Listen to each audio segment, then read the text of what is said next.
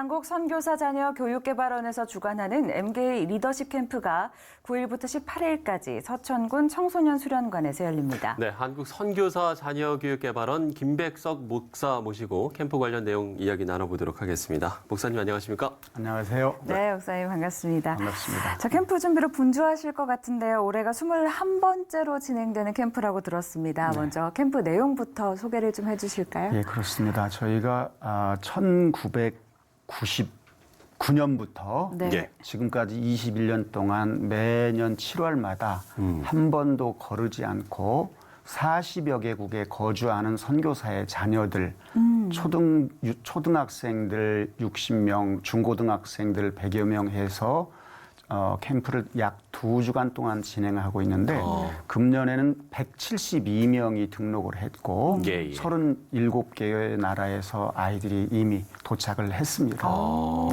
그렇군요. 예. 그 캠프를 이제 마련하고 계시는 이 한국 선교사 자녀교육개발원 여기도 어떤 곳인지 좀 소개도 필요할 것 같아요. 예, 네. 한국 선교사 자녀 교육 개발원은 이제 일부에서는 그 영어 약자로 네. 컴캐드로 또 그렇게 불려지고 있는데 예, 예. 한국의 주요 16개 교단과 123개 선교 기관이 소속해 있는 한국 세계협의회 KWMA의 1999년 2월부터 그 산하 기관으로 있다가 2002년도에 독립해서 예. MK 전문 사역 선교 교육 기관으로 자리하고 있습니다. 저희 사역을 몇 가지 말씀드린다면 네. 네. 매월 1회 정기 모임을 갖습니다. 한국에 나와 있는 이제 대학생들, 직장인들, 그다음에 또 군복무하는 MK들 그래서 모여서 예배하고 소그룹 나눔을 통해서 한국 생활에서 어려움들도 나누고 전문 상담가들이 또 있으면서 필요할 경우 또 상담도 하고 두 번째는 이제 장학금을 수여를 해요. 아무래도 경제적 어려움이 있어서 저희들이 장학금 모금을 해서 경제적인 이유로 학업을 중단하는 일이 없도록 장학금을 지원하는 일. 1월 달에는 30세 미만 MK 대학생, 대학원생들을 초청해서 네. MK 리더십 스쿨을 합니다. 다가오는 통일 한국의 복음화와 예. 세계 선교 완성을 위해서 다양한 크리스천 리더들을 초청해서 5박 6일 동안 강도 높은 훈련을 하고 전 세계 네트워크를 형성해 나가는 일 그리고 MK 하드라인을 통해서 온라인 오프라인에서 어려움이 있을 때에 예방적 차원에서 상담을 비롯해서 그들의 소리에 귀 기울이는 일들 또 한국어를 교재를 발행을 해서 선교지에서 스스로 오디오북과 책을 가지고 한국어를 공부할 수 있는 일 하나만 더 소개한다면 컴캐드 USA 미국에도 저희 법인을 설립을 하고 북미와 남미에 있는 MK들을 지원하고 돌보고 훈련하는 일들을 지금 진행을 하고 있습니다. 그렇군요. 네. 사실은 그 MK 리더십 캠프로 특화를 해서 이제 사역을 진행하시는 부분이 있는데 이렇게 특별히 이 MK 리더십 캠프가 필요하다라고 느낀 계기가 있으세요? 네, 안 그래도 제가 목회를 또 오래 했던 사람이고 예. 선후배들 친구들이 PK는 안 되느냐 그러는데 MK와 PK의 공통점도 있지만 네. MK만의 특별한 점이 있어서 예. 특별히 지금도 열악한 선교지가 많지만 20여 년 전에는 정말 어려운 지역이 더 많았습니다. 그래서 그 지역에 사는 아이들이 궁금증도 많고 왜 우리는 이렇게 언제까지 여기에 이렇게 살아야 되는지 그리고 하나님에 대해서 부모에 대해서 원망도 클 수 있고 그런 아픔들이 많아서 그 아이들끼리 따로 모아놓으면 나만 그런 줄 알았는데 네. 이런 친구들이 너무 많은 거예요. 그래서 만나서 서로 아픔들을 이야기하고 나누고 자기들끼리 또 네트워크가 형성되면서 네. 그것만으로도 굉장히 큰 힘을 얻죠. 시편 105편 17절에 이런 말씀이 있어요. 그가 한 사람을 앞서 보내셨으며 요셉이 팔렸도다. 요셉이 이복 형제에게 팔린 건 팩트인데 그런데 그가 앞서 한 사람을 보냈다는 거죠. 열방을 구원하시기 위한 하나님의 계획이었고 바로 그 말씀을 보면서 저는 MK가 부모에게 끌려갔다고 생각을 해요. 세계 땅끝 선교의 완성을 위해서 하나님께서 준비하는 대형 프로젝트라고 생각을 합니다. 네, 그렇군요.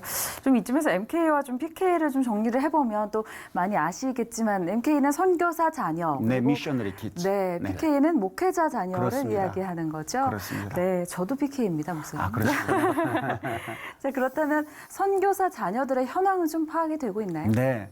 KWMA가 매년 선교사들의 현황을 구체적으로 설문을 통해서 통계를 내고 있는데 예. 작년 12월 현재 171개국의 MK들 숫자가 18,810명으로 집계되고 있어요. 그러니까 네. 대한민국과 아직 국교 수교가 안 된 국가까지도 선교사와 MK가 들어가 있는 것이죠. 그렇군요. 네. 사실 선교사 자녀들의 뭐 어려움도 뭐 당연히 있을 테고요. 반면에 또 선교사 자녀로서의 어떤 강점도 좀 있을 것 같긴 합니다. 네. 이런 부분에 대해서는 어떻게 파악을 하고 계시나요? 예, 이제 그것도 어려움들도 좀 다양하죠. 네. 공통된 어려움도 있고 머무는 국가별, 대륙별 어려움들도 있는데 공통적인 어려움이 정체성 문제죠. 잦은 이주로 인해서 많은 갈등이 있고 정체성의 혼란을 겪어요. 특별히 사역지를 많이 옮겨 다니는 부모일수록 네. 그 아픔은 더 크죠. 나는 도대체 어느 나라 사람인가. 그렇죠. 여권은 대한민국인데 한국에 나오면 서툰 한국어로 인해서 자신감도 또 줄어들고 불편하기도 하고요. 또 하나는 환경의 적응이 참 어렵습니다. 어학연수를 다녀온다고 어학이 금방 해결되지 않는 것처럼 MK라고 언어가 그냥 자동으로 해결되는 게 아닌데 그렇죠. 새로운 문화와 새로운 언어를 하나씩 추가해서 자기 것으로 살아남기 위해서 그 하는 과정이 굉장히 환경에 적응하는 일들이 너무나 힘들죠. 그래서 아이들이 제발 여기를 탈출하게 해달라는 기도를 하는데 하나님은 침묵하신다는 고백을 해요. 또 하나 대륙별 어려움을 소개를 한다면 학교가 없는 경우도 있고 초등학교만 있는 경우도 있고 학교가 없는 경우는 홈스쿨링을 하거나 인접 국가의 크리스찬 국제학교로 보내는 경우도 있고 네. 예. 그런 과정에서 이슬람 지역 같은 경우는 신앙 고백을 요구하는 그러니까 당연히 학교를 갈 수 없어서 일반적인 그 때에 맞는 교육을 받지 못하고 네. 그런 어려운 경우들이 굉장히 많이 있습니다. 그런가 하면은 어쩌다가 이제 기숙학교를 구해서 간다고 하면 많은 학비 때문에 또 선교사님들이 거기에 대한 경제적 부담이 크고 예. 그런가 하면은 인종차별이나 왕따로 인해서 정신적인 고통으로 한국에 나와서 치료를 받는 그런 MK들도 있죠. 하나만 더 얘기한다면은 이제 재입국 생활의 어려움이 있어요. 한국에 대학을 오거나 취직을 해서 한국에 나오면 한국에서 자란 추억이었기 때문에 사실은 그렇게 그리던 한국이었는데 동료들하고도 친구들하고도 소통이 어렵고 네. 공유할 수 있는 추억이 없고 직장 생활은 한국의 독특한 회식 문화나 일방적인 상하 지시 명령에 따라야 되는 그런 거에 적응 못해서 힘들어하는 그런 또 재입국자들의 어려움들을 많이 겪습니다. 네. 그렇군요. 그렇다면 그 선교사 자녀들만이 가지고 있는 강점도 있을 것 같은데요. 강점도 물론 많이 있죠. 한두 가지만 말씀드린다면 예. 기본적으로 다양한 문화와 언어를 또 학문을 그들은 소화하고 있다는 거죠. 네. 저희가 매년 물어보는데 3, 4개국어를 하는 아이들은 많고요. 네. 예. 뭐 5개국어를 하는 아이들도 많아요. 네. 그것이 한 나라의 언어를 소화한다는 것, 문화를 소화한다는 것은 그만큼 선택의 폭이 넓어지잖아요. 그렇죠. 대단한 장점이고 또래 친구들에 비해서 다양한 경험으로 얻어진 현장 적응 능력들 그리고 열린 세계관을 가지고 있어서 글로벌 시대에 리더로서 준비되는 과정에 매우 큰 장점이라고 생각을 합니다. 네. 그렇군요. 글로벌 시대에 정말 이 한국교회를 이끌어갈 좀 중요한 리더들이 될 수 있다 이런 말씀을 해주셨는데 그렇기 때문에 또 이 MK 사역이 굉장히 중요할 맞습니다. 거라는 생각이 듭니다. 그 부분에 대해서 좀 정리를 해주신다면요. 우선 MK 사역의 중요성 중에서 기억나는 거 한 가지만 얘기를 한다면 예. 이 말씀으로 좀 이해를 도울 수 있을지 모르겠는데 저희가 2주간 동안 캠프를 끝나는 마지막 프로그램이 양화진에 있는 선교사 묘원을 항상 방문을 합니다. 뭐 아시듯이 외국인 선교사 417분이 거기에 계시고 그중에 145명이 선교사와 MK가 있죠. 선교사 네. 가족들이 갓난쟁이 MK도 묻혀 있고 아이들이 이제 2주간 그 내용을 쭉 거니 경험하고 보고 총정리를 거기 가서 많이 하는 것 같아요. 예, 이런 예. 이야기를 해요.